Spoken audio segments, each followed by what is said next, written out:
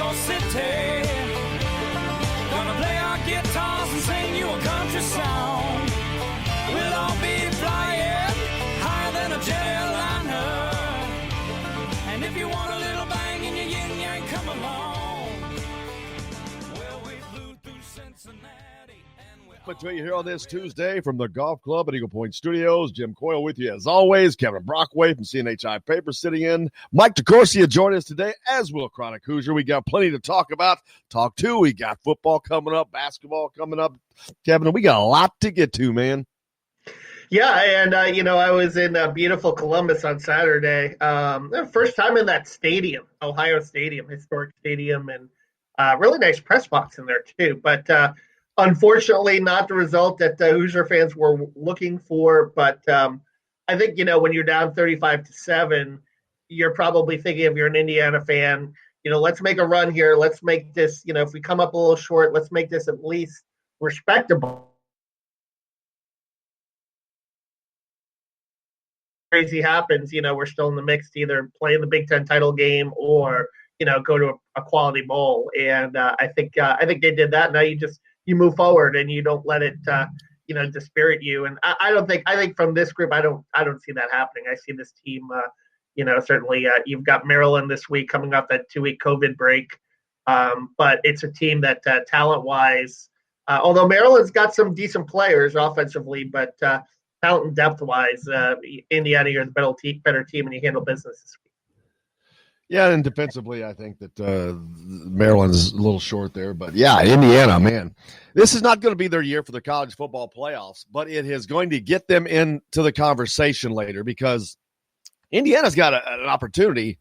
They come back as they beat Maryland, and then if you go to Wisconsin and you beat Wisconsin, and then you go and you beat Purdue, and the crossover game likely going to be against Iowa, and then you beat – to me, the best team in the Big Ten West right now, an Iowa team, the way they're playing, that's going to put Indiana way back up, close to that conversation, but not in that conversation yet. People are not going to – they're not going to put them in there this year. Next year, I'm telling you, this entire Indiana team can come back. So you could be looking at a college football playoff team next season. No doubt. You're going to have Michael Penix, who is going to be deep into the Heisman conversation next season. And possibly by the end of this year, Kevin, if his statistics continue to pile up, you can't keep him out of the conversation. Well, you're going to lose Ty Freifogel probably because of the fact that, he's a senior. And while, everyone can come back, I think Freifogel's stock is such now where he will probably go. And you got to wonder about Penix's stock, too. You got to worry a little bit about that because this is his third year. He can declare for the NFL draft, and maybe people will be in his ear. But I do think that, the odds are it is a quarterback-heavy draft this year with Fields and Trevor Lawrence. Maybe if you're Penix, a smart play is to wait one more year and, like I said, have that Heisman consideration and come back for your teammates and try to do something really special. And the 2022 college playoff national championship is in Indianapolis. I mean, how cool would that be if, you can dream a little bit. If Indiana has that, breakthrough season next season and builds off what they did this year and wins the Big Ten and, gets in the Final Four and plays that national championship in Lucas Oil Stadium. And, you hope by then, 2022, fans will be back. I mean, that would be a crazy atmosphere. Nuts, and it's definitely legitimately possible. Ohio State, they're going to lose a ton of guys to the draft, but yeah, that's it's crazy dreaming, but it's a legitimate dream. I mean, Tom Allen has really done a marvelous job. Well, he's done a crazy job. It's nuts what he has done, but the attention he's getting, man, oh man, that's going to impact recruiting very quickly. When you have every single person across the board, you got ABC News, Booger McFarland, just everybody commenting on the job that Tom Allen's doing. They're all selling Indiana University for Tom Allen, and that success that he's having, that's just a winning combination. Yeah, and Rick Bozich had a really good piece today in WRDB about building the brand and how, that's what Tom Allen is developing more than a program and a brand. I think that kind of goes hand in hand. And I think that, with Tom, we've discussed this before. I think it's a genuine thing. I don't think it's kind of hokey like PJ Fleck and row the boat or whatever. I think this is really who Tom is, and it'll pay dividends. It's interesting. This year is a smaller class in recruiting, and you've got a lot of the commitments already lined up. But 2022, that's going to be pretty interesting. 2021 and 2022 class, it's going to be pretty interesting to see how this spills over in terms of getting quality players, not just from the state but throughout the country. Yeah, PJ Fleck, interesting, and not knocking on PJ Fleck, but the roll the boat thing, cool and all, but it's not. It's catchy. It's kitschy. It's not from the heart. I don't think it's from the heart. Tom Allen, everything Tom Allen is doing is from the heart, deep from the heart. It's real, and it impacts every player on his team. Roll the boat does not impact the lives of, to my knowledge, the players on that Minnesota team. This is impacting these guys' lives. They are really, it's amazing. It's amazing to watch an entire group of people like that just come into something that's all positive. Now, we've seen it, crazy people in the past, but it's neat to see it, and it's awesome to see it work. That's the thing. To see it work, that's amazing. Yeah. I mean, maybe Fleck will tell you row the boat, as a perseverance lesson for life or what have you. But I think the same can be said for, Tom Allen's slogan, LEO. I mean, it's something, and he's talked a lot about, going on and leading families, as young men. I mean, these people, that's one of the lessons that he's trying to, teach that goes beyond football. So I think players see that. I think they gravitate to that. I think nowadays, more than ever, you have to build a culture as a coach where the players know that you care genuinely about them. We've seen so many scandals the last 2 decades, player abuse scandals, situations like that. There has to be a partnership there, and players have higher expectations in terms of what they want out of a college football experience, and a lot of them want to go to the NFL. But people also want to know, for those that don't make it, and 98% don't, that they're going to be prepared for life after football. And I think Tom Allen is one of those guys that does that. And they want their experience, they want their 4 or 5 year experience on campus to be worthwhile and pleasant, and not be, you can be coached hard, but you don't want to be demeaned. And that's the fine line, you know what I mean? And I think Tom Allen and his staff have that fine line where you can coach guys hard, but you're not going to demean them, and you're not going to, do things that, hurt the dignity of the player. And I think that's something that, you really have to have in this day and age, because if you do not, it will get out. We're seeing that more and more often. I mean, players aren't going to take it anymore. Absolutely. Hey, on the basketball side, Indiana's first opponent opening the season tomorrow night, Tennessee Tech, coached by a former Kentucky player, John Pelfrey, announced yesterday he's COVID positive. Won't be coaching the game. Kind of weird, but the game is going to go on. But, man, that's a little odd that you're going to open your season against a team without their coach. Yeah, and, it's interesting because I know Coach Pels from when he was an assistant at Florida, and I reached out to Tennessee Tech and got the email late last night that he had tested positive, and the assistant coach is going to come over with the team. The game is on. So I guess that's the good news, is that, with regards to contact tracing and so much, we've seen so much all over the country.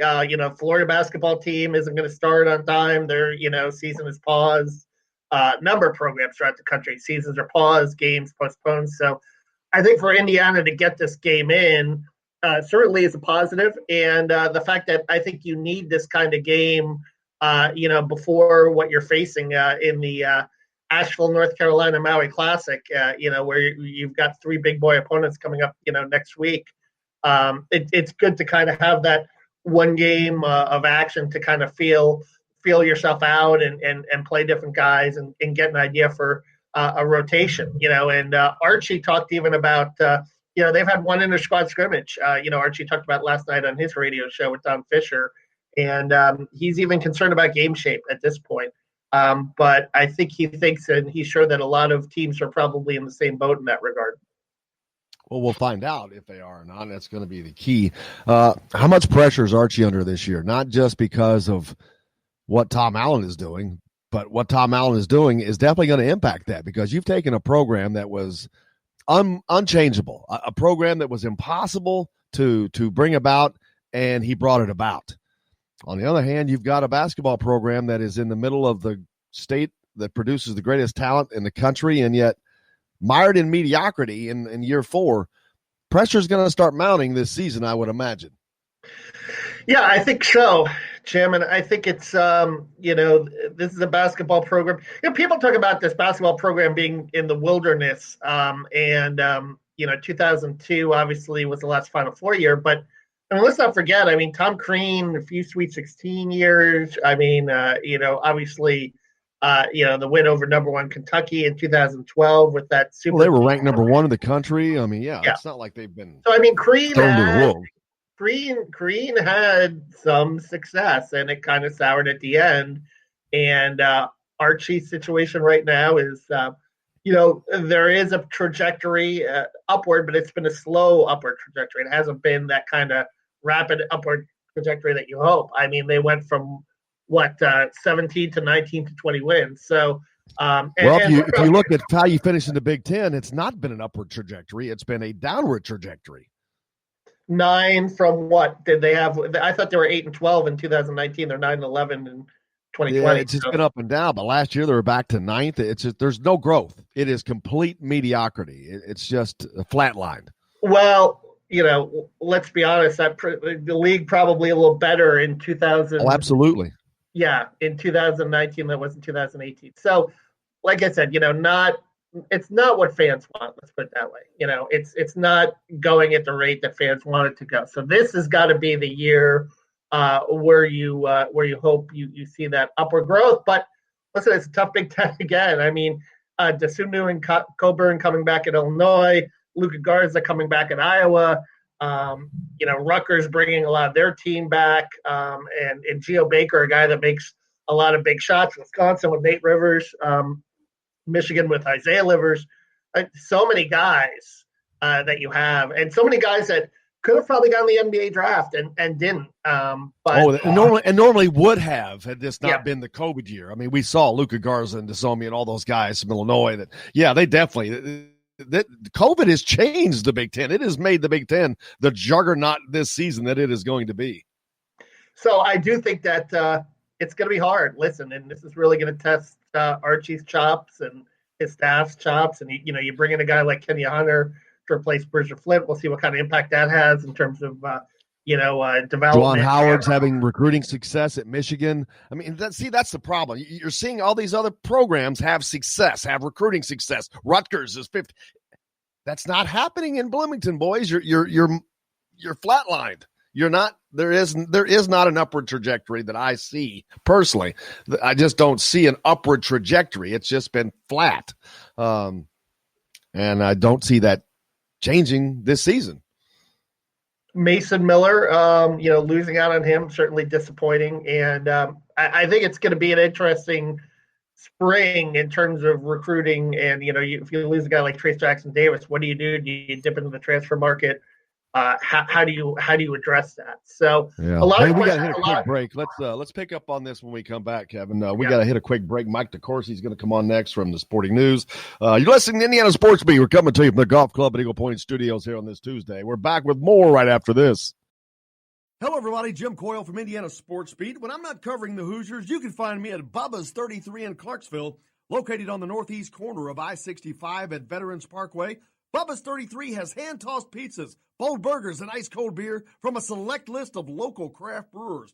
An incredible food selection, all made fresh daily. Whether you're meeting the team for that post-win meal in the family dining area or meeting friends for happy hour to watch the game on one of Bubba's 50 TVs. Bubba's 33 in Clarksville. pizza, burgers, beer. We all want a winning smile for those championship photos, and that's exactly what you will get at Reynolds Family Dentistry in Sellersburg. Reynolds Family Dentistry has been serving the dental needs of Hoosier families for over 30 years. Let Doctors Roger and Jay Reynolds take care of your family. Just off of I-65 at 809 South Indiana Avenue in Sellersburg. Call 812-246-3368. That's Reynolds Family Dentistry, 812-246-3368.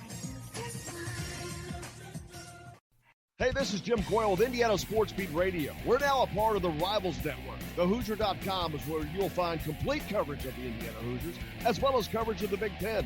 Simply go to TheHoosier.com and sign up. It's free. You can also catch Indiana Sports Beat Radio there each day at your convenience, or you can find it any place you podcast or on this station each weekday. If we're not on the station where you live, we should be. Ask for Indiana Sports Beat Radio. Now that warm weather has arrived, it's time to hit the links, and there's no better place than the golf club at Eagle Point in Bloomington. Voted best golf course by the readers of the Bloomington Herald-Times, the golf club at Eagle Point is under new ownership, has new fairways and bunkers, and it's open to the public. When the round's over, there's cold beer and a full menu at the Eagle Point Pub and Bistro. Call 812-824-1100 to make a tee time. That's 812-824-1100. The golf club at Eagle Point in Bloomington. Does your bank offer the personal service of a community bank combined with big bank products that you expect? I'm Dane Chandler, Banking Center Manager with Banterra, and with our bank, you get the best of both worlds. Our easy-to-use mobile app includes conveniences like mobile check deposit. We offer competitive CD and money market rates, smart mortgage options, and unmatched business products and services. Switching to Banterra is easy. Stop by our locations to learn more. Member FDIC, Equal Housing Lender. The college and pro football seasons bring friends together, and Leroy's Tavern is a place to watch all the games every week with the NFL Sunday Ticket while enjoying $1 Busch Light drafts every Sunday, Monday, and Thursday. Leroy's Tavern also features a $6 daily lunch special from 10:30 a.m. to 1 p.m. Monday through Friday, featuring a sandwich, fries, or onion rings, or a 7-inch pizza and a non-alcoholic drink for just $6. Be part of the karaoke fun every Friday and Saturday night. Leroy's Tavern, a West Side tradition for 50 years at 2659 Mount Vernon Avenue. Today's guest is brought to you by Reynolds Family Dentistry of Sellersburg. You need $1 million smile for those championship photos, and that's exactly what you'll get with Reynolds Family Dentistry. Can't you see? Can't you see what that was? Welcome back, Indiana Sports Beat coming to you on this Tuesday. We just did a Tom Allen on the roster and upgraded it. Mike DeCourcy joining us now. How are you, sir? I am very well, Jim. How are you? Cannot complain. Of course, Kevin Brockway sitting in with us this week, or today as well, as always, as Thanksgiving week. Little short week. We're talking in the break. I didn't realize the Steelers, Mike's a big Steelers fan, they're playing on Thanksgiving this year, Thanksgiving night against the Ravens. Man, that's must-see TV right there. There was a little bit of concern yesterday afternoon when the Ravens shut down their facility because they had some COVID concerns. By the end of the day, though, they reopened and announced that 2 players, including former Buckeye J.K. Dobbins, have tested positive, and then 1 additional player will be inactive because of contact tracing, is on the COVID list. So, wish the best to them health-wise. Hope it's a speedy recovery for the 2 players, but I think the game now will go forward. Man, you got to be stoked. I did not expect the Steelers to be 9-0, 10-0, wherever they are right now, undefeated this deep into the season. Yeah, I don't think anybody did. And the one thing that they've done really well is just focus on trying to win each game. And that's the old cliche. And I kind of made fun of Mike Tomlin yesterday because he was asked about that whole undefeated thing. And he said, we're just trying to go 1-0 this week. And I'm like, hold on, coach. You played on Sunday. Oh, yeah. You're playing again on Thursday. You got to be 2-0 this week. This is 1 week in which you cannot just go 1-0. Absolutely. But, fun year for them. And then the Colts, big win on Sunday. They beat the Packers and Aaron Rodgers. That was a big win for them, a little surprising. But the way they won that game, that's I'm sure that made a lot of Colts fans happy. They did a great job in that game. Absolutely. disrupted Aaron Rodgers on multiple occasions. It's a terrific defense, obviously, and they were able to advance the ball and score on the Ravens.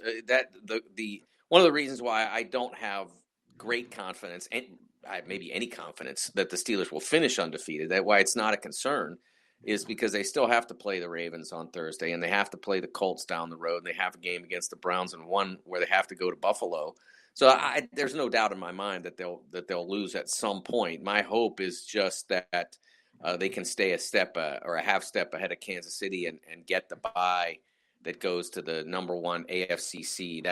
It's a real challenge with what KC has. They're terrific, but that's really the Colts and the Ravens and the Browns and the Bills. Somebody's going to beat the Steelers at some point. You mentioned Baltimore and the potential COVID issue, but how about Florida State and Clemson and Dabo Swinney and Mike Norvell? Their game canceled last week because Florida State canceled at the last second, which I found that was a little shocking that came so late. But a little bickering going back and forth between those guys, which is silly. Dabo's not exactly making himself look great with this, and in the midst of numbers spiking, but just kind of weird to see those guys complaining.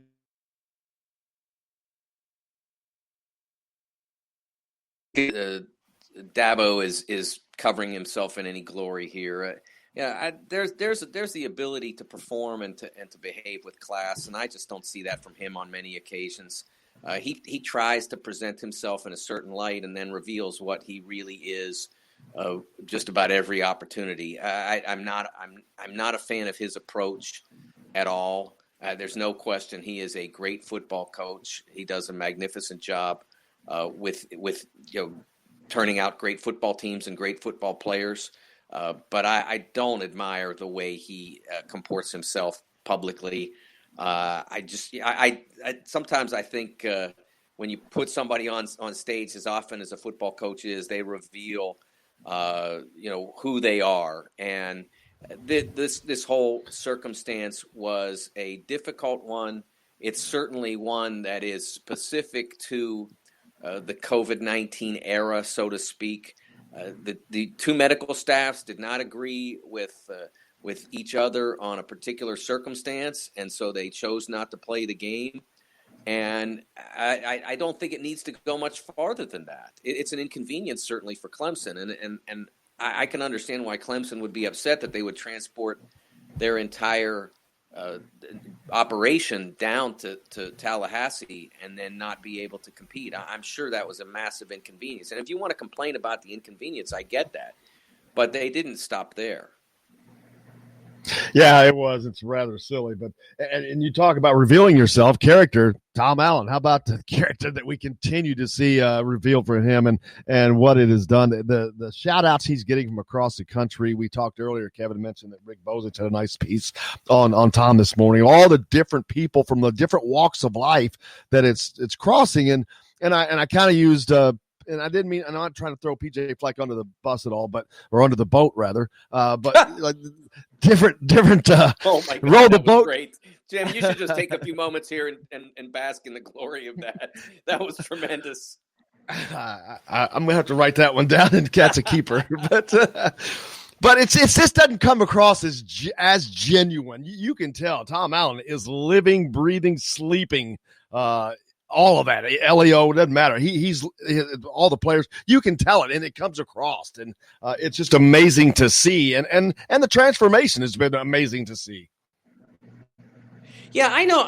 Part of what he said was we didn't come here to lose close, and they didn't. But once you get out of there, like you got to say, hey, man, look what we just did. We were getting handled by a great football team, and we didn't do what Indiana would have done in maybe 9 out of 10 seasons or 49 out of 50 seasons. We did what this Indiana team is going to do, and what future Indiana teams maybe.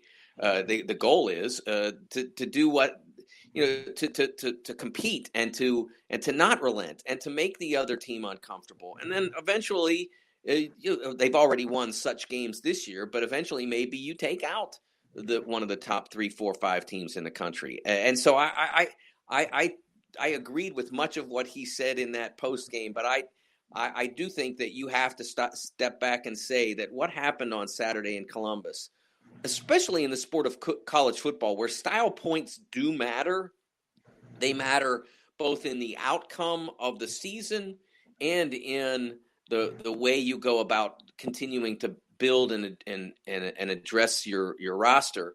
I think that was an enormous step forward for Indiana football, even though they weren't able to win, because they were out, they were down on the canvas, and they got back up and they fought back, and they did not necessarily win the fight, but the other team knew they were in that fight. And for a lot of the games that Ohio State's great teams have played over the last half decade, they got through the game and felt like they weren't in a fight at all. And that's the standard at Ohio State. On Saturday, I mean, they had to fight for every inch of the turf at Ohio Stadium, and they were fortunate to get out of there with a victory. I agree, Mike. And, from being there, when you looked at the first half for Indiana, there were a lot of self-inflicted mistakes. It wasn't necessarily Ohio State forcing Indiana into some bad things in the first half to get in that hole. But obviously, Ohio State's physicality in the run game kind of took its toll in the second quarter and into that first drive of the third quarter. But once Indiana kind of figured that out and went toe-to-toe with them a little bit, and, Penix started, figured out that he could get Freifogel on some big plays downfield, it turned. And, there weren't any fans in the stands to be nervous, but you could sense on the sideline Ohio State, definitely felt some nerves there in the second half. No question. And Michael was just outstanding. And yet you're starting to see some conversation relative to him and the Heisman Trophy, and I think that's absolutely warranted. 100%. He has played like a Heisman candidate this year. Now, whether or not he gets the trophy, you got to climb over Trevor Lawrence, and that's a very difficult thing to do. But he should be conversed about that. And if I don't have a ballot any longer, I haven't had one for a long time. But I would very strongly consider it. You get 3 positions if you're a Heisman balloter. You get 3 positions, 1, 2, 3. That's how it's done. And then they often take 5 people to New York. I don't think that's really going to this year. I think it's going to be 5 people on a Zoom call, maybe. And I've often quibbled with the fact that they haven't always taken 5. I think you should always have 5. I think it's the opportunity to be there and be a part of that. If you're the 5 best player in college football, you ought to be there. And again, like I said, this year there'd probably just be 5 people on a Zoom call, but the chance to even be mentioned in that company, I think you absolutely should have that. And I think he's very close to that level. Whether it's 6th or 4th or whatever it might be, he's in that ballpark. That throw again on the sideline of Michigan State, one of the best throws I've seen in college football this year by anybody. And there were several on Saturday that were elite. Yeah, that's the thing. He's making NFL level throws right now, and that's everybody knows about Trevor Lawrence and they know about Justin Fields, but the country is really quickly finding out about Michael Penix because they keep throwing those statistics out there. And one that jumped off the page at me yesterday was Pro Football Focus was the yards under pressure. And there was a list of 3 quarterbacks. The third was Patrick Mahomes in 2016. The second was Patrick Mahomes, and the first was Michael Penix. That's pretty impressive when you're on that kind of a list. Absolutely. He's having a phenomenal year. And I do think it'll either be Fields or Lawrence that ends up with the Heisman. And they're both fantastic players, and whichever one gets it will deserve it. But the young man at Florida, and you obviously can speak to this very well, Kevin. He's a terrific player, but I don't know. I haven't seen any plays from him that equal the most difficult throws and completions that Michael Penix has been able to put on film this year. Yeah, Trask is a guy that you could make an argument system. Dan Mullen has put him in good positions. But the one thing I'll say about Trask, he's highly accurate and he puts throws in good windows. But I think with Trask, and don't forget about Mac Jones at Alabama too. I think that SEC title game will be interesting because it looks like it's going to be Alabama, Florida in terms of, if there are some big plays made in that game, that could boost their potential resume in the Heisman conversation. So I think both those guys will be in the mix. But I think Fields hurt his candidacy against Indiana, to be honest with you. I thought he made some, he did make some dynamic running plays, but he also made some bad throws and some bad decisions too.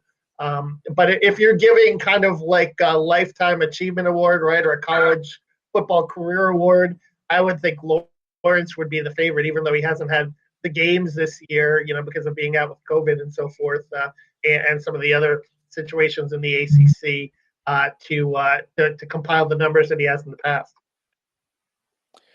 Yeah, you're 100% right on there, because if he'd had that Notre Dame game, prime time opportunity to really showcase what he's capable of doing against a team that's competitive for a spot in the college football playoff, that would have been a real great moment for him. So the voting will be interesting this year, especially considering some people will complete 10, 11 games, and some people might be fortunate to get 7 before they ballot.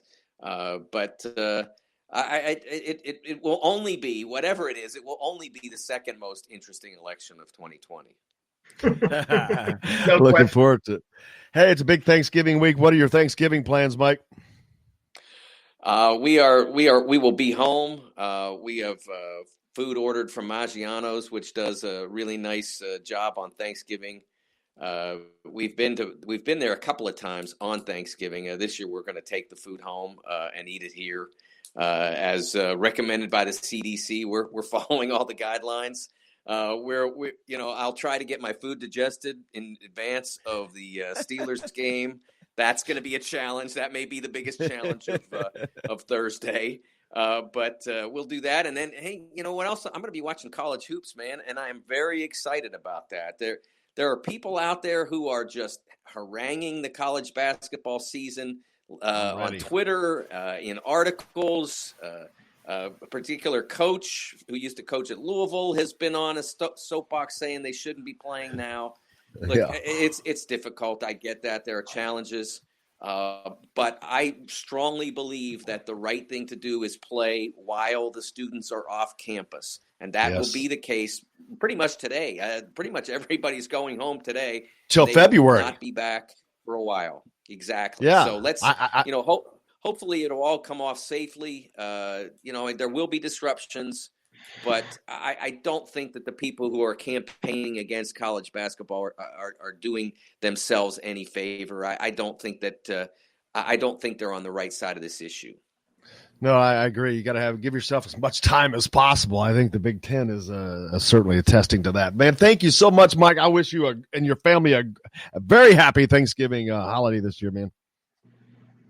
Happy Thanksgiving to you guys and to everyone in the audience, and we'll look forward to talking college hoops again next week.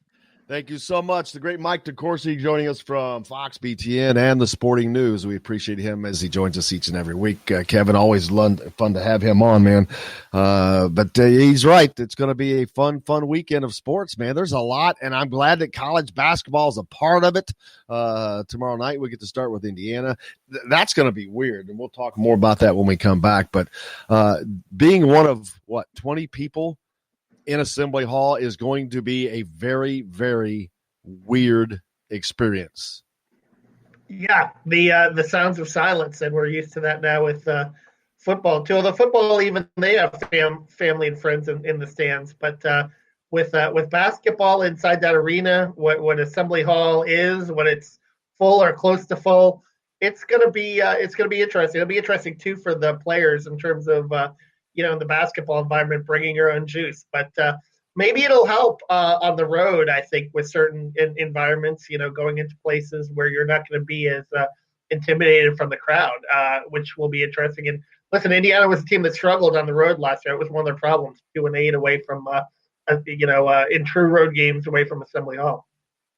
Hey, you can hit us up on the text line, 812-269-6367. When we come back, we've got a question in from – I lost it. I can't get it pulled up.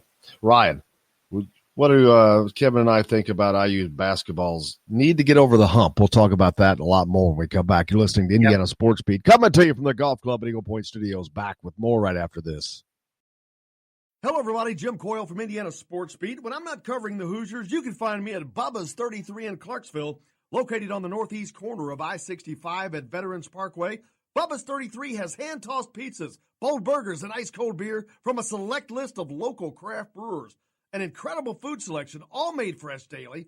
Whether you're meeting the team for that post-win meal in the family dining area or meeting friends for happy hour to watch the game on one of Bubba's 50 TVs. Bubba's 33 in Clarksville. Pizza, burgers, beer. We all want a winning smile for those championship photos, and that's exactly what you will get at Reynolds Family Dentistry in Sellersburg. Reynolds Family Dentistry has been serving the dental needs of Hoosier families for over 30 years. Let Doctors Roger and Jay Reynolds take care of your family. Just off of I-65 at 809 South Indiana Avenue in Sellersburg. Call 812-246-3368. That's Reynolds Family Dentistry, 812-246-3368. Hey, this is Jim Coyle with Indiana Sports Beat Radio. We're now a part of the Rivals Network. TheHoosier.com is where you'll find complete coverage of the Indiana Hoosiers, as well as coverage of the Big Ten. Simply go to TheHoosier.com and sign up. It's free. You can also catch Indiana Sports Beat Radio there each day at your convenience, or you can find it any place you podcast or on this station each weekday. If we're not on the station where you live, we should be. Ask for Indiana Sports Beat Radio. Now that warm weather has arrived, it's time to hit the links, and there's no better place than the Golf Club at Eagle Point in Bloomington. Voted best golf course by the readers of the Bloomington Herald-Times, the Golf Club at Eagle Point is under new ownership, has new fairways and bunkers, and it's open to the public. When the round's over, there's cold beer and a full menu at the Eagle Point Pub and Bistro. Call 812-824-1100 to make a tee time. That's 812-824-1100. The Golf Club at Eagle Point in Bloomington. Does your bank offer the personal service of a community bank combined with big bank products that you expect? I'm Dane Chandler, Banking Center Manager with Banterra, and with our bank, you get the best of both worlds. Our easy-to-use mobile app includes conveniences like mobile check deposit. We offer competitive CD and money market rates, smart mortgage options, and unmatched business products and services. Switching to Banterra is easy. Stop by our locations to learn more. Member FDIC, Equal Housing Lender. The college and pro football seasons bring friends together, and Leroy's Tavern is a place to watch all the games every week with the NFL Sunday Ticket while enjoying $1 Busch Light drafts every Sunday, Monday, and Thursday. Leroy's Tavern also features a $6 daily lunch special from 10:30 a.m. to 1 p.m. Monday through Friday, featuring a sandwich, fries, or onion rings, or a 7-inch pizza and a non-alcoholic drink for just $6. Be part of the karaoke fun every Friday and Saturday night. Leroy's Tavern, a West Side tradition for 50 years at 2659 Mount Vernon Avenue. Today's guest is brought to you by Reynolds Family Dentistry of Sellersburg. You need $1 million smile for those championship photos, and that's exactly what you'll get with Reynolds Family Dentistry.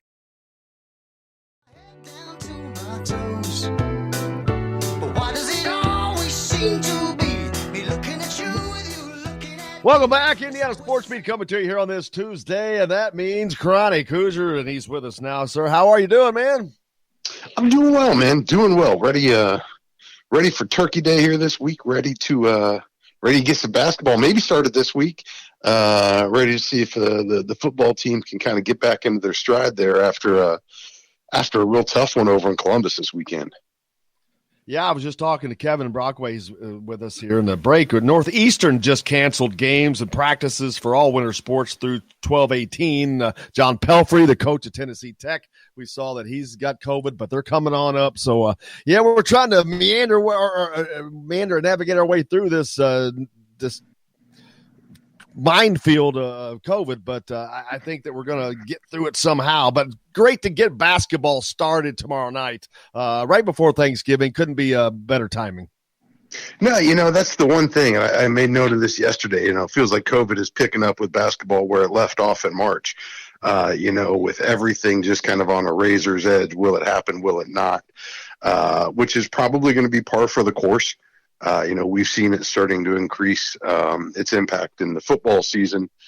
week to week. Every week it seems like more teams, more games being affected by it. With basketball, you're talking about indoor sports, man. Teams are a little bit smaller. The groups are a little bit tighter, but you're talking about indoor sports now, and as we kind of anticipated, it's going to be bumpy. I mean, it's going to be absolutely bumpy. We'll see if the non-conference is even really plausible at this point. They seem to have their arms fairly well around what a conference regimen is going to look like. Big Ten's even going to employ their own referees exclusively and subject them to the same protocols that all the teams, all the players, the staffs are going to be held accountable to for testing and tracing and whatnot. But it's kind of the Wild West out there when it comes to some of these early season games. I kind of find it hard to imagine how a coach of a team can be positive and not put other people into quarantine. Obviously the tests are going to have to be done before they can play. But, I was looking back at the timeline yesterday. Archie did his first radio show of the year. And, looking at his comments about fingers crossed that they're able to make it up today, as he was referencing yesterday, you kind of got a hint maybe that perhaps Archie knew that this was something coming down the pipe that, it may or may not be able to happen. But, I think we're probably going to see a whole lot more, not less of that going forward. But, I am so ready to see the boys back on the hardwood again. And for that matter, I'm ready to see the football team get a crack at Maryland, who's also coming off of a COVID issue. And we'll see if they can get enough bodies healthy to travel to Bloomington this week. But, I feel like for both programs, this is one of those weekends where, you would sure like to see them take a step forward in the right direction right now. And I think both of them, obviously with IU basketball, doesn't have nearly as steep of a hill to climb. But nonetheless, you want to see them back out there. You want to put a W in the column, and more than anything with the basketball team, you just want to get that season underway, man. I mean, it's Thanksgiving. We have not got a chance. We didn't even have a Hoosier Hysteria proper. We had a mega cut of some practice clips and some fun behind the scenes stuff with the guys, which I enjoyed. But, I'm itching to hear the ball bouncing on the wood again. Yeah, absolutely. And we were just talking about the football program as they continue to move forward. You've got a Maryland team coming in that I think that Indiana should just go right through, but it's going to be interesting. Tagliavola has had a superb breakout season for him, but it's been a lot of fun watching this Indiana football team as they continue to grow, continue to achieve the crazy things that they're achieving, but they're not done, and the best is yet to come for them, I think. And it's fabulous to watch that program, the fan base. It only sucks that you can't have fans there to enjoy it, but you got to do what you got to do, right? No, absolutely. And, we talked about it before, as tragic as it is that they're not there, that there's nobody there to share it with them. I continue to be just unbelievably impressed by the poise, by the energy that they're able to manufacture on their own. The resiliency that they showed in the second half last week. And I had text with a friend, and, you've got to stop short of this moral victory crap. Because there is no such thing as moral victories in college athletics or in life for that matter, realistically. But, leaving that game upset that they let a win slip away. There were several opportunities where I felt like they could have put victory within reach.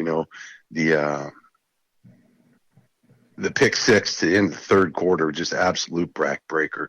The fumble on the three that turned around and, came back and turned what could have been a 21-14 halftime deficit into a 28-7. They had those opportunities in their hands and let them slip.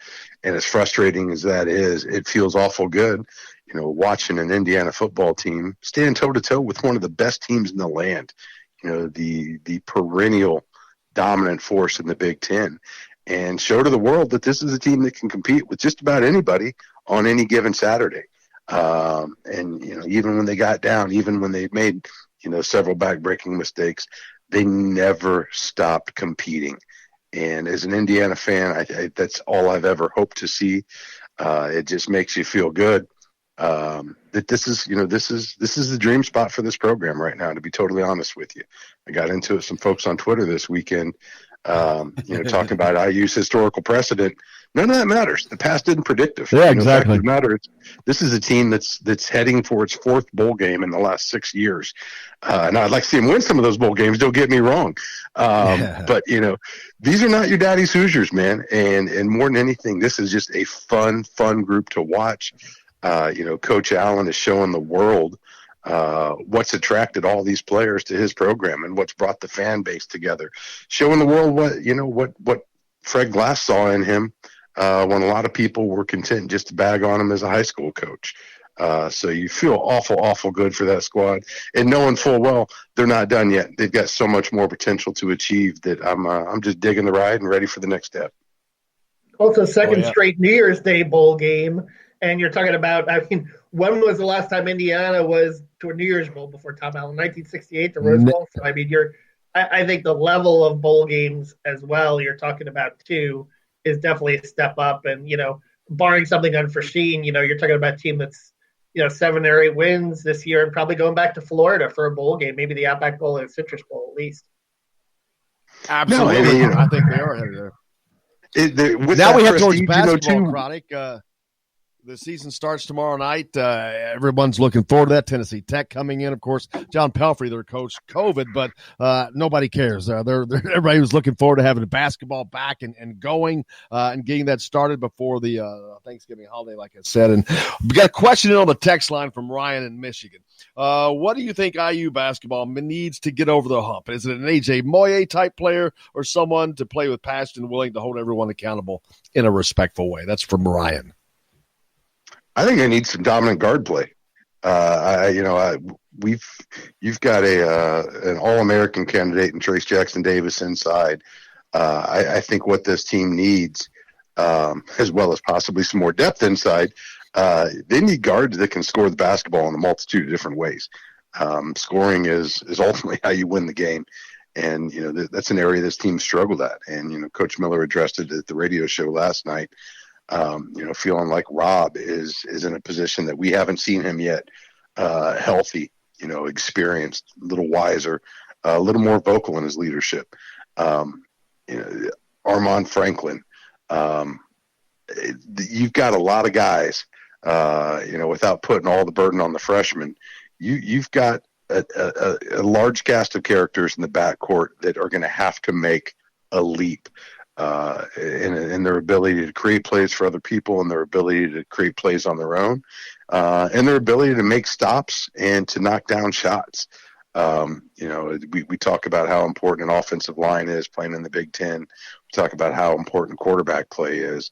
If you're going to win basketball games in this conference, you better have some damn good guards, and they better be able to bring it every night, because there's a whole lot of guards in this league. There's a whole lot of teams that have a number of different ways they can score the basketball on you, and being able to be strong in the backcourt position, especially in an Archie system. I mean, you get the sense he's been screaming for better leadership from his guards since he stepped foot on campus right now. So I feel like this is the year where you stand to see some pretty significant gains made in the backcourt. Kevin, I thought it was interesting, Chronic, in the radio show. He seemed to temper, Archie did seem to temper expectations about Christian Lander, talking about his age, obviously, and the physicality and him. Because when you talk about dynamic guard play, I mean, he projects to be the most dynamic guard in terms of what he can do, but it just doesn't seem like he's there yet based on what Archie was saying yesterday. No, and, you get the sense that that's always going to be expected. I mean, yes, Lander played, with Team USA. Yes, Lander is a 5-star recruit. Yes, all those things are true. But at the end of the day, he showed up here as a 17-year-old. Just the speed, the strength, the length, the differential between Indiana high school basketball and Big Ten basketball are honestly night and day difference. I mean, you talk to anybody that's made that jump, and it's a whole different ball game. Yes, the principles are the same, but the time compression is so much greater at this level. The ability of defenders to cover more area faster than what you've ever seen before, it can be a pretty significant adjustment for them. So, I think that was probably the plan all along was to ease him in a little bit, not to necessarily make him the starting point guard from day one, kind of like we saw with Yogi when he showed up as a freshman, and at the end of the day too, you get the sense that if and when he ever does assume the role of a starting point guard on this team, it's going to be because he's earned it over Rob, quite frankly, and that's no small feat. So, naturally, I think this is the way generally you want to see your program work. You want to see guys come in and have to earn their way up top. Now, obviously, I think any coach in the country is going to take a plug-and-play 5-star. But quite frankly, there are so few kids in any given class that truly, truly have the ability to step right in and not miss a beat when they make that leap to the next level. I think that should be the expectation for IU fans this year.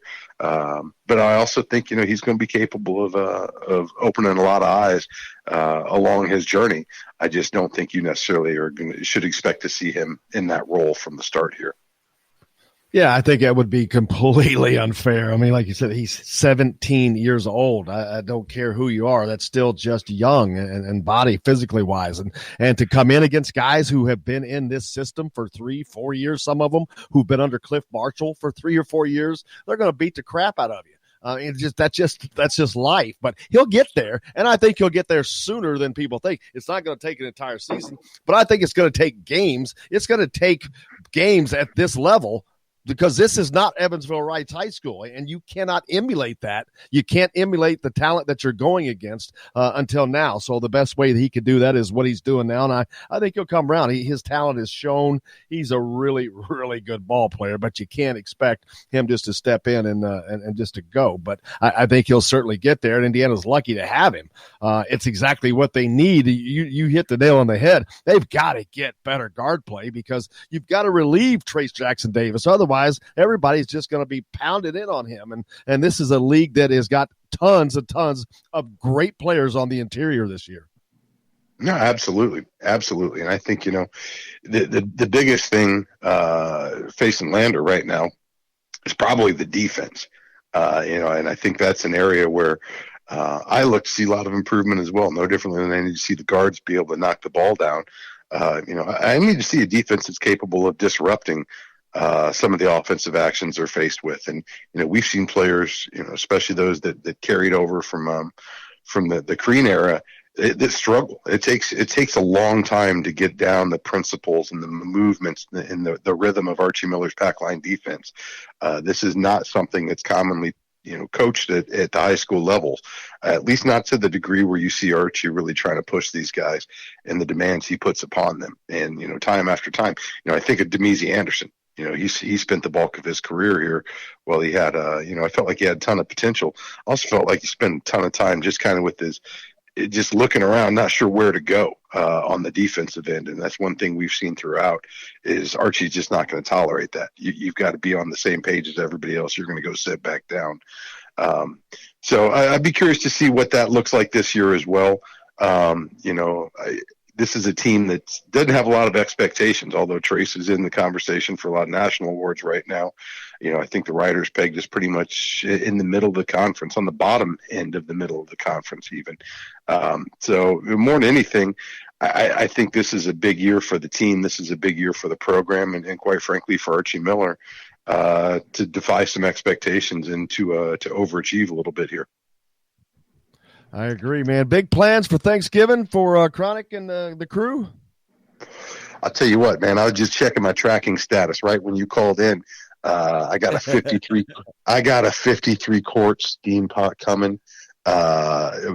Normally I don't do Thanksgiving. I've been doing the Christmas meal now for about 5-6 years. But I still let my mom, my mother-in-law handle the turkey detail. And quite frankly, man, I wasn't ready to make that leap yet. I'm not trying to do a whole bird. We're not having a big house. So I made the executive decision. We've got some beef tenderloin fillets, and I got 10 pounds of crab legs we're going to steam up. So I am excited. Is an understatement for what Thanksgiving's going to look like. He's killing us. He's killing us here, man. You're killing me over here. That sounds so good.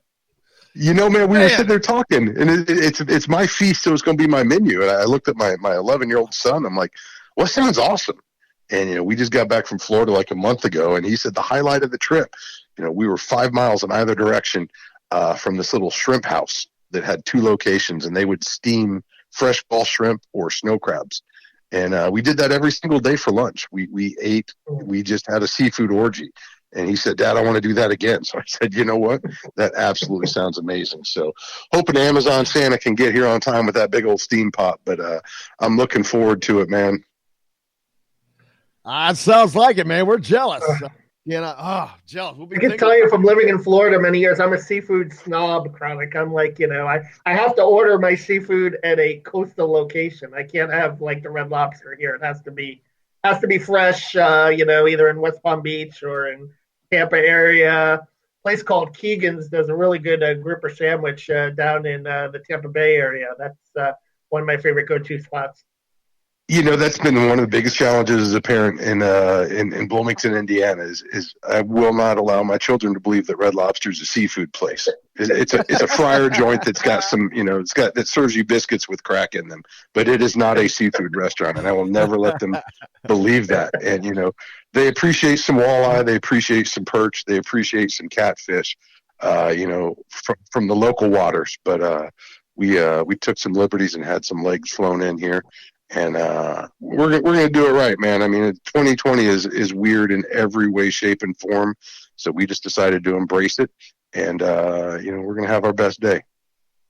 I can't wait to hear about it next week, man. I'm sitting there thinking about crab legs. I'll be thinking about it for a week. Happy Thanksgiving, man. I hope you guys have a great time. And let's go watch some football and basketball this week.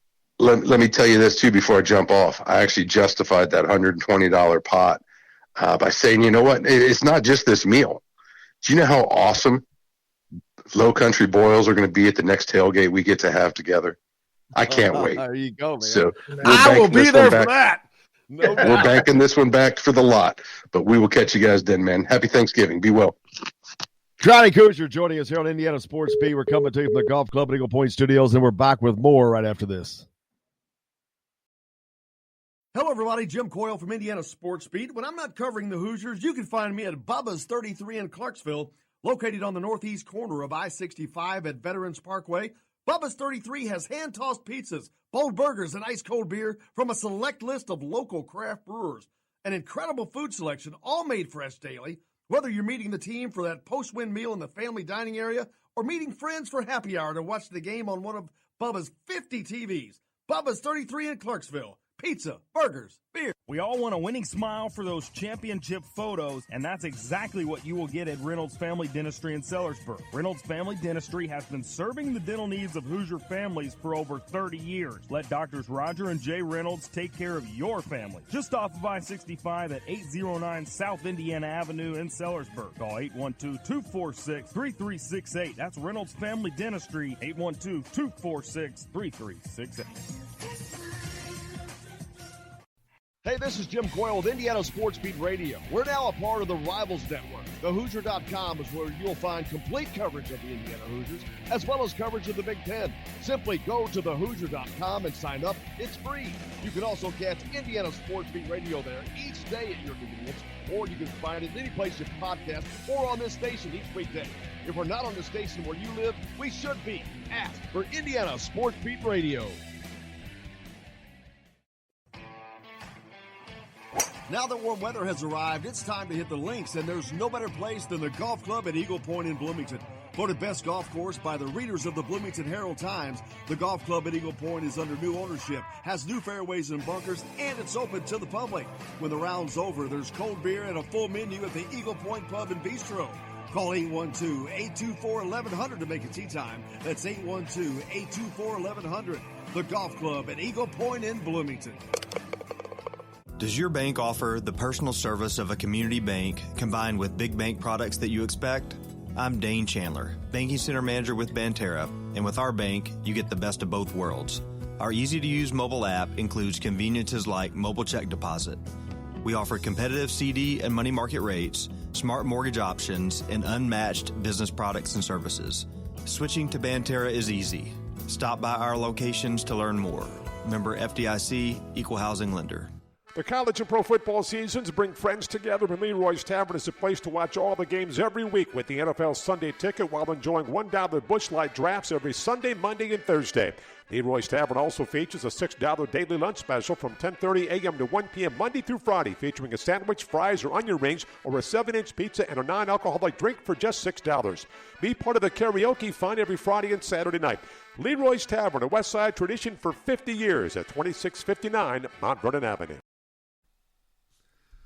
This segment is brought to you by Bubba's 33 in Clarksville. Pizza, burgers, beer.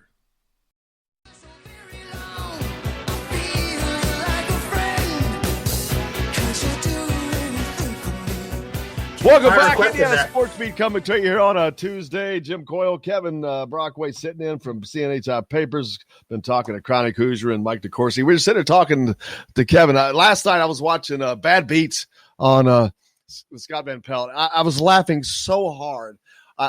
Abilene Christian or somebody, and they were like a 39.5-point underdog, and they're showing the highlights, and they've got the spread covered, and then you can just slowly see it just melting away, but how it was melting away was just nuts. They're in the end zone on one play, and they try to run a double pass, and the guy that's on there was Scott Van Pelt screaming, "What are we doing?" And then they a pick six to close the game to cover it. I'm like, are you kidding me?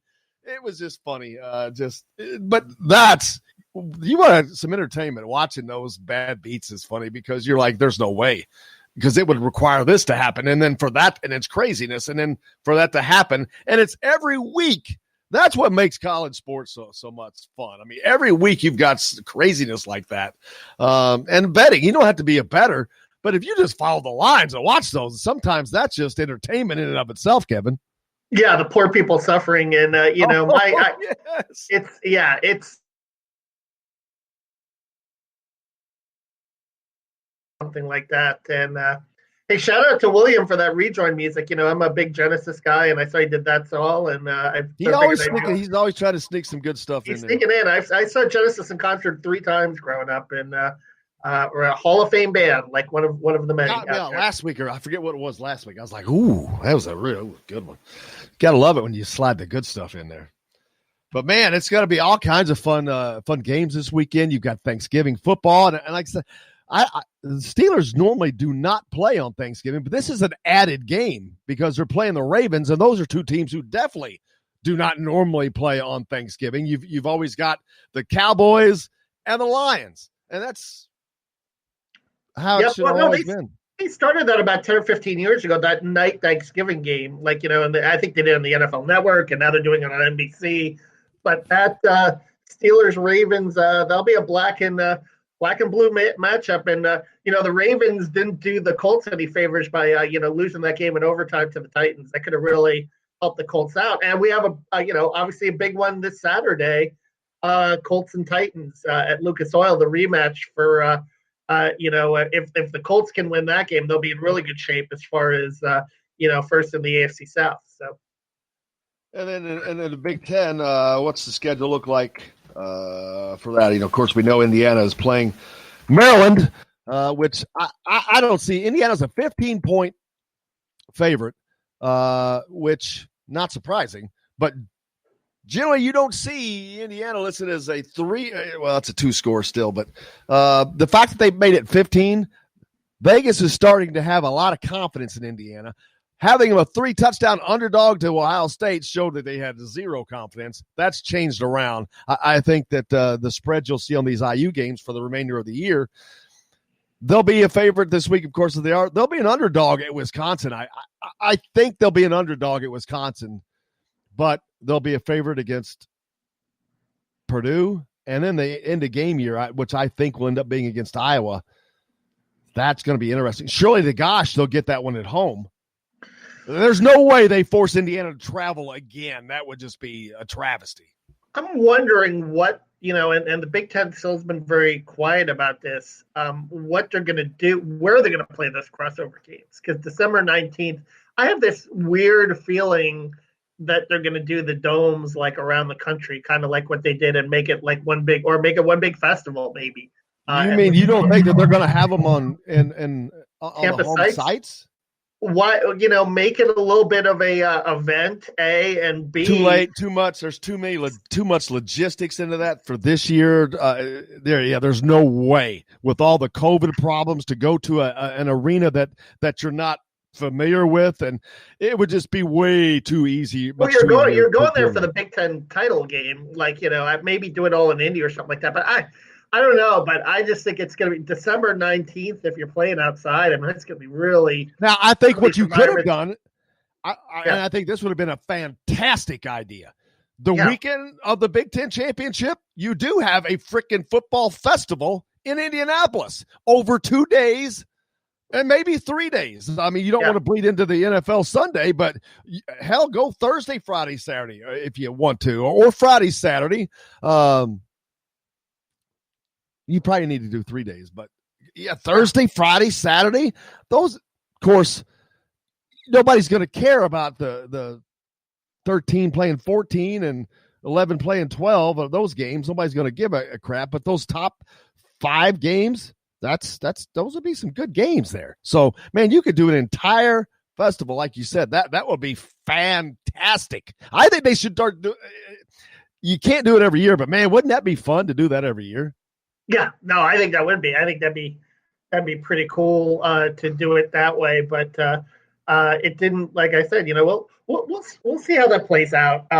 Just got an email from my boss, and this is something that when you look at the Ohio State game, 307 to -1. I mean, that's what really did it, right? The running game, and I think that, I think that's part and parcel to Indiana's early offensive struggles, Jim. I just think that, you try to establish a run early and it's just not there. And, Nick Sheridan calls a lot of those inside zone plays early, those kind of dives into the line for those 1-yard gains.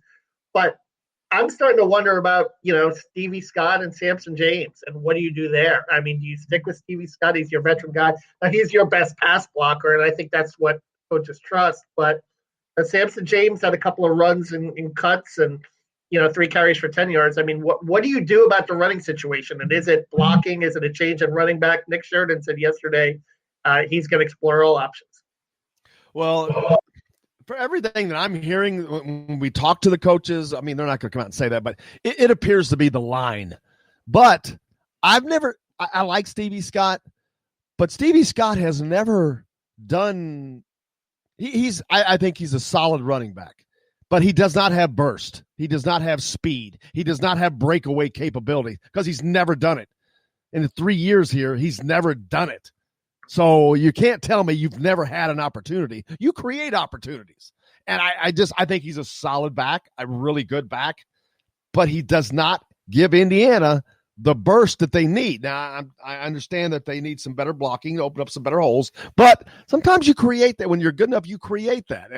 And to not see that ever get created, it really makes you wonder that he's not quite there. Samson James, I think he's got that potential burst of speed. We've seen him run out some 10, 12, 15-yarders.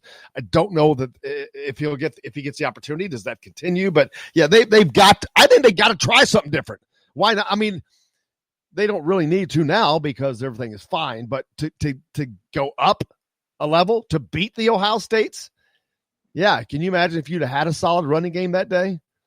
It doesn't seem like they do much on the perimeter. And I don't know if that's the blocking scheme too, but you don't see those kind of like toss sweeps, or you don't see those kind of jet sweep plays. And, maybe David Ellis is the other intriguing guy here too. And he was used a lot in the passing game. Looked like he did last year as the receiver and made some good plays. Obviously he had the costly fumble too, where he kind of took a hard hit, but he's another guy too. Like maybe you get him on some sweeps or you do some things with him. I just think they need to be a little more creative running the football and early in the game, not just these inside zone runs. You got to do some different things too. I think it's a combination of a lot of different factors, but Maryland, I think with their defense, this is a game that you should be able to run on them a little bit. And I think Purdue is another team, bad run defense. Wisconsin, we'll see because they're a little more physical. But through these last 3 games, you should be able to establish a run a little more. And as the weather gets colder, you're going to need to do that. Yeah, Joker hit us up on the text line and that very thing. He says Maryland will be a tough game. It seems to me that the IU defense struggles against quarterbacks who scramble and run. Just my observation. Fields hurt IU and everything broke down, and he had to scramble and turned most likely a loss into a positive.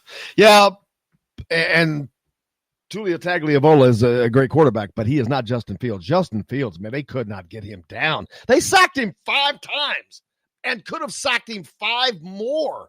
Had they just been able to get him down. He's just a great quarterback. Now, but Tagovailoa, he's elusive too, but he's got a good arm. So, yeah, I think that there's going to be some bend in that. But Indiana's defense is just top to bottom. They're good.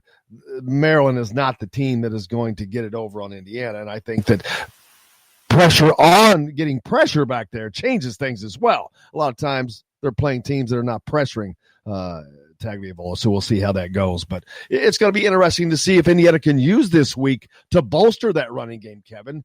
They've got to start working on it. You're going to need it against teams like Wisconsin as the season goes on, and to beat the big-time opponent that you're going to end up with in a bowl game. I think very well Indiana could likely end up in the Citrus Bowl against a very high-profile team. So you got to have a complete balanced attack to be an elite team. Yeah, and don't forget Clifford, had a big scramble too in Penn State in that first game of the season. They did a pretty good job containing Milton and Vedral. Michigan State didn't really have mobility in their starting quarterback. Their backup quarterback, if you remember, he had a big run in that game also. So, yeah, I think that point's well taken, and I kind of asked Tom Allen about that on Monday. And Paulie is going to present some troubles. I watched him in that Minnesota game where he brought him all the way back, and the kid can throw the ball pretty well too. So it'll be interesting. But I do think this Indiana defense is will have something, a little bit of a chip on their shoulder after what happened to Ohio State. And man, the one thing is the takeaways. 15 takeaways this year. I'm going to write about that today. By far and away leads the Big Ten, and they got a lot of energy off that. And the secondary is just in terms of the ball hawking and the secondary playing at a really high level.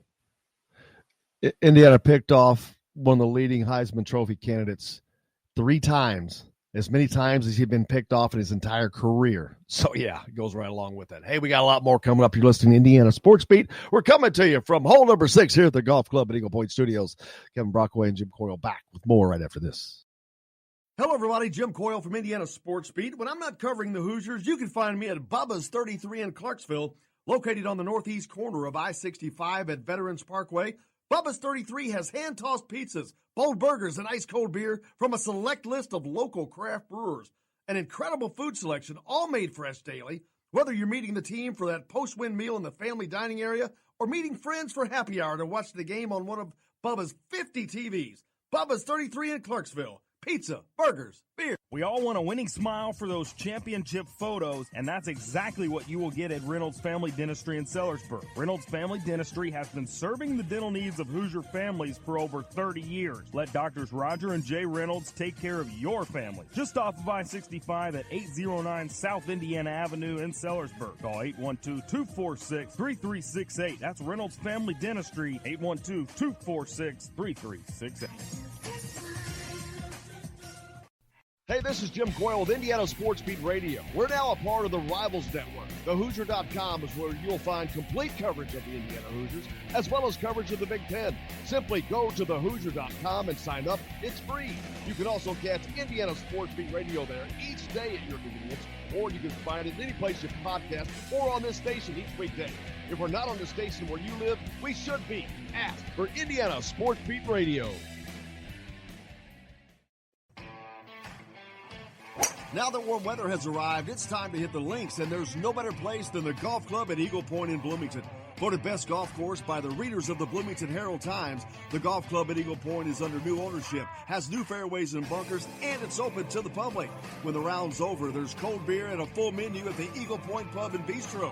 Call 812-824-1100 to make a tee time. That's 812-824-1100. The Golf Club at Eagle Point in Bloomington. Does your bank offer the personal service of a community bank combined with big bank products that you expect? I'm Dane Chandler, Banking Center Manager with Banterra, and with our bank, you get the best of both worlds. Our easy-to-use mobile app includes conveniences like mobile check deposit. We offer competitive CD and money market rates, smart mortgage options, and unmatched business products and services. Switching to Banterra is easy. Stop by our locations to learn more. Member FDIC, Equal Housing Lender.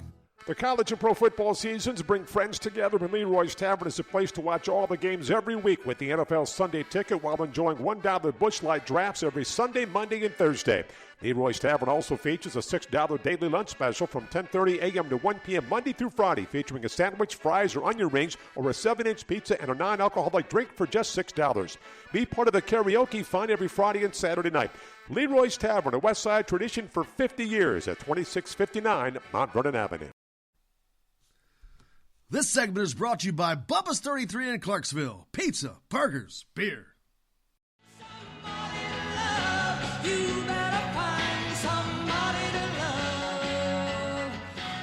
Welcome back, Indiana Sports Beat. Coming to you from the Golf Club Eagle Point Studios. Man, you hear that, I can think of the cable guy. Think of Jim Carrey in the movie. Remember that? When he's singing there, when he's doing and he was doing all the karaoke. You're Kevin's Mr. Karaoke, by the way. He is Mr. Karaoke. I've been missing it, man. In this COVID era, you can't do karaoke, obviously. Oh, that's right. Oh my gosh, I bet. Oh, what are you doing? Yeah, I've been singing in the shower, singing at home, man. It's been rough. Yeah, it's been rough. But you got to do the responsible thing. We gotta get to spring and hopefully the vaccine gets distributed and we can get over this whole situation, right? Big Ten football this weekend. Nebraska at Iowa. Man, Scott Frost is the new Jim Harbaugh. What? Big whining, complaining about his schedule, and he just gets his butt kicked by everybody. Things are not looking, they can't be really happy in Lincoln. Yeah, no, it's not looking good. And especially, you lose at home to Illinois, a team that, you should beat. You have more talent than, you thought coming off that Penn State win, you could get some momentum there. But, man, it's just, it's rough. The favorite son goes home. It's the same thing with Harbaugh, favorite son. And how about Harbaugh, you get this double overtime win over Rutgers in Piscataway. And listen, and Greg Schiano has a team playing hard. They're starting to believe in themselves a little bit, and they could be a team that could be a factor in the East in a few years. But Harbaugh, you're celebrating like you won the national championship. I mean, come on, it's Rutgers in Piscataway, New Jersey. Come on, give me a break. That may be the only excitement he has this season. Yeah, very well. But now this week you got Penn State and Michigan. Normally that would be must-see TV, big time. That's for last place. That's the Nobody Cares Bowl. It's amazing. A lot of problems in Happy Valley too. I'm sure you saw the James Franklin story as well. My colleague Elton Hayes is on that story, and with regards to perhaps covering up or not reporting a crime a couple of years ago involving an assault. It's getting pretty ugly there. For James Franklin. And that has been, amazing to think that breakthrough win for Indiana against Penn State, what it's done to that program in the span of a couple of months. But I think what you're going to see, Jim, is you're going to see a year from now some revisionist history and a lot of these power programs saying, oh, well, we had to deal with COVID. These guys opted out. That's why we struggled and so forth. You're going to hear a lot of that next year if there's a Big Ten Media Days next year in Chicago. And I'll listen to none of it. Narratives and storylines, but next year will be the proof in the pudding to see if Penn State and Michigan can somehow regroup. Michigan will not have. I do not see Jim Harbaugh in Ann Arbor next year. Maybe on his own accord, they're not going to fire him. But why? Why would you want to come back and go through that? The fans, they're done. He's shown it's not getting done there. You've been there long enough. These are all your guys. The program is trending downward. So you're going to wait for a turnaround from a guy who's driven the plane into the mountain. Yeah, I don't see that one coming, but we'll see. Where's Ohio he State, gonna go, though? That's the thing, Jim. Where's Harbaugh going to go? I think that's the big NFL. question. Like, you know, NFL. but his stock is pretty low right now. Who's going to take him? That's what I wonder. I mean, There's always somebody. The New York Jets. You're telling me the Jets wouldn't take Jim Harbaugh? They'll But take I him think, you know, today, right now. They'll take him right now. they hired a fired guy in Adam Gase, or a guy that was, you know what I mean? I don't know if the fan base would even accept that. And I don't know if, or maybe the Chicago Bears, he played there. You know, if they get rid of Nagy, I don't know. You know, maybe one of those two teams would, but I wonder. You know, I really do. I wonder where he would go. Yeah. As well. Ohio State gets a break. They have a bye week. They're playing Illinois. Let's see. Actually, Illinois looked good last week. They wow, that was a surprising win in Lincoln over Nebraska for them. Let's see. Minnesota, Wisconsin. Mentioned that one. I don't know how. I don't know. Wisconsin's, man, they've been without a lot of guys due to COVID, but Minnesota, they got gifted that win last week. How about that pass interference call in the Purdue game? Was that just – it was ridiculous. That official needs to be sat down. Seriously. Yeah. They never – there's no ramifications for these guys. There's no one holds them accountable, at least not to our knowledge. Why does everybody else get publicly whatever? But these officials – who cost people money, who cost people jobs, who change the outcomes of things that kids work hard for, never held accountable. Yeah. I will say this, though, that Purdue, I mean, Dellinger missed a couple of chip shots in that game. Oh, yeah. He had one field goal blocked. I mean, Purdue is down about 15 or 20 guys. You have Rondale Moore back. You know, if you're Jeff Brohm, I know it's on the road, but yeah, go and blow the doors off that team. You know what I mean? Don't make it that close. And I think don't put it like, you know, Jimmy Johnson said that after the Cleveland Gary fumble, you know, in 1988, Miami Notre Dame. He pointed out on film that they got jobbed on that fumble call, but he said, I told you guys not to leave it in the hands of officials, not to make it that close. Let's see. Northwestern, a big win over Wisconsin last week. Let's see. They take on Michigan State this week. It'll be another win for them.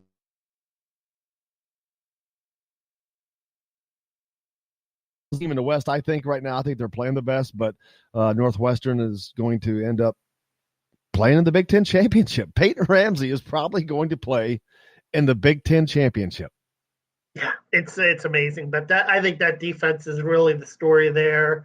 And Pat Fitzgerald, what a job after last year, but it tells you the difference if you have the right quarterback for your team. I mean, because we saw all year last year with Northwestern. I mean, Hunter Johnson, Aiden Smith, they just did not have the guy under center that could, you know, lead that offense and actually hurt the defense because they had a lot of turnover guys at that position. You know, Peyton Ramsey's going to take care of the ball, and you know that he's going to make plays every now and then. I mean, he's not as dynamic as Michael Penix, and that's why, you know, Tom Allen made the decision he did, and he was right. He saw it in practice. But, you know, Peyton Ramsey is a guy that with the right team is, you know, the quote-unquote game manager, the guy that's going to, you know, win you a lot of games if you have, you know, a complimentary team around you.